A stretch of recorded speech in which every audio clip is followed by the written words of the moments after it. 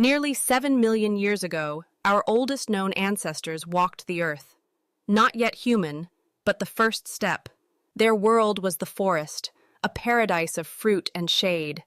Their life, a simple rhythm of foraging and family. Food was abundant, their social bonds strong. For a time, their world was a paradise of plenty.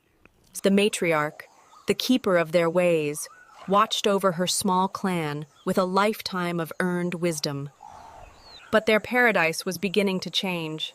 The first subtle warnings, a yellowing leaf, a taste of dust on the wind. The air grew drier, the ground harder. The generous forest was slowly, their life-giving stream, a constant for generations, was now just a memory, a chafe of muddy puddles. The hunt for food became a struggle. The trees, once generous, now held their fruit tightly. Their world was shrinking, the forest walls receding, revealing a new, terrifying world of open space. Their familiar world was dying, and with it, their sense of safety. A migration was not yet a choice. The dry season, once a passing challenge, had become a relentless siege. Their ancient home was slowly withering away. Thirst, a burning, relentless torment, became their constant companion. The waterholes, even the strongest fruits withered, turning to dust. The forest, once their mother, could no longer feed her children. Hunger began to fray the edges of their peace. A stark reminder of the desperate times they faced. The elders met. The choice was stark: stay and starve, or risk the unknown for a chance at life. With a heavy heart, she chose hope. To lead her family, not to safety, they gathered what little they had. Their only true wealth was their unity, their only tool, their shared will to survive. And so, they left.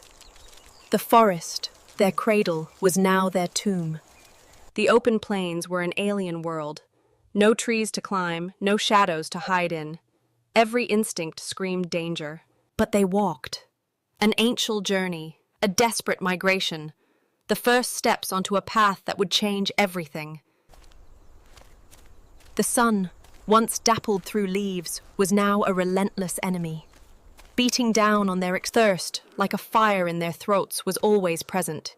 Each step a battle against the sun, each breath a swallow of dust.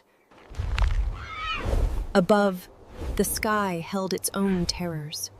The shadow of a hunter, gliding. The matriarch's gaze, sharp and knowing, assessed the sky's silent hunter, measuring threat, guiding survival. Unity became their shield, a tight formation, their eyes scanning the horizon, a fortress of flesh against the endless danger. The savanna itself was a constant threat.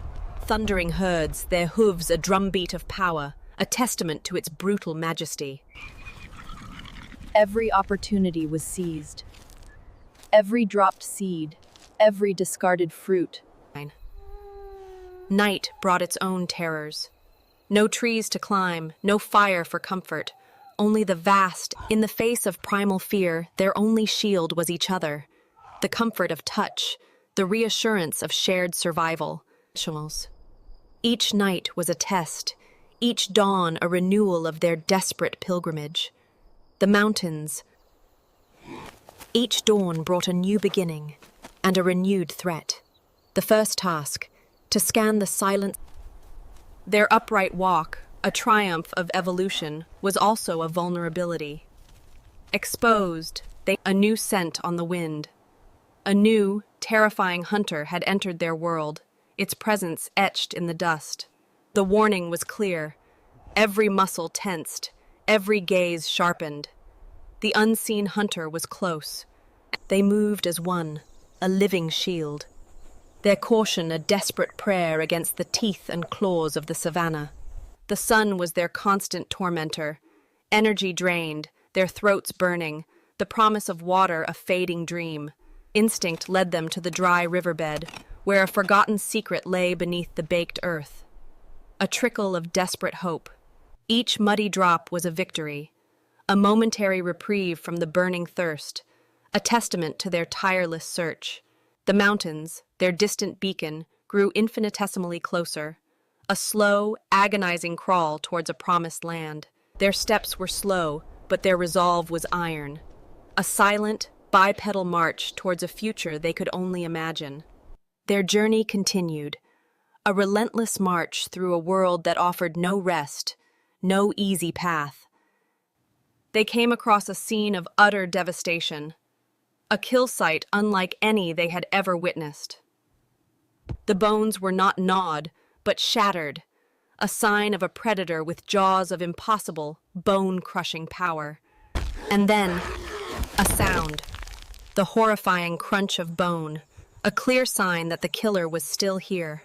The bone crusher revealed itself, a brutish titan from an older age of predator, a monster of pure, crushing force. They looked upon a force of nature they could not comprehend. This was a monster beyond their darkest imaginings. It finished its meal and smelled the air, its brutish mind sensing a new, smaller, and easier prey nearby. The matriarch gave the silent, desperate signal to flee, not with speed, but with the silence of ghosts. An agonizing retreat.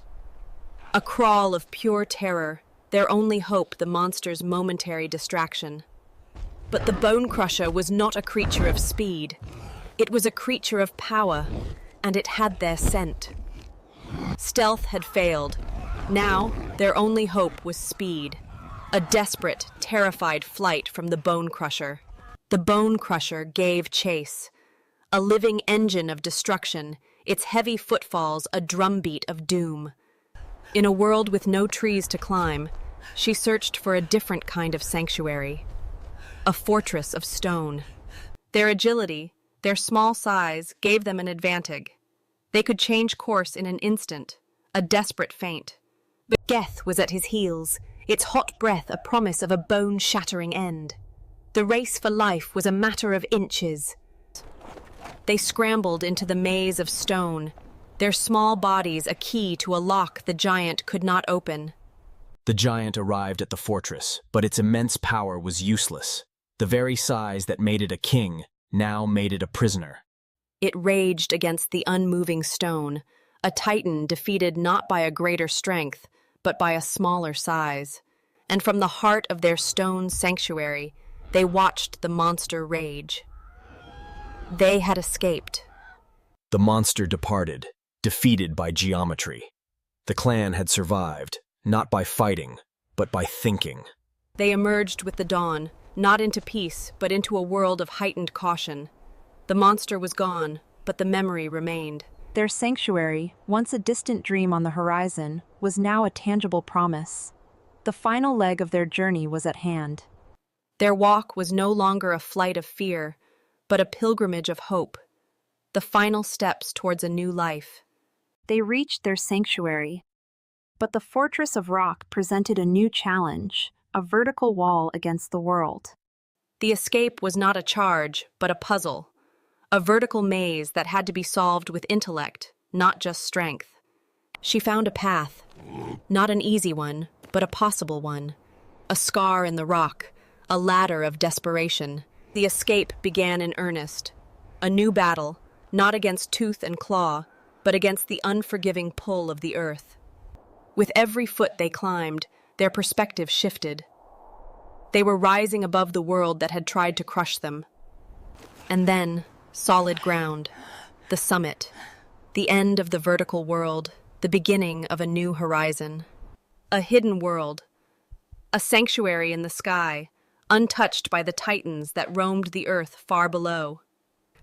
In their fortress in the sky, they found more than safety. They found a new way of life, a new beginning. From their high perch, the colossal beings were no longer a threat, but a distant, silent spectacle.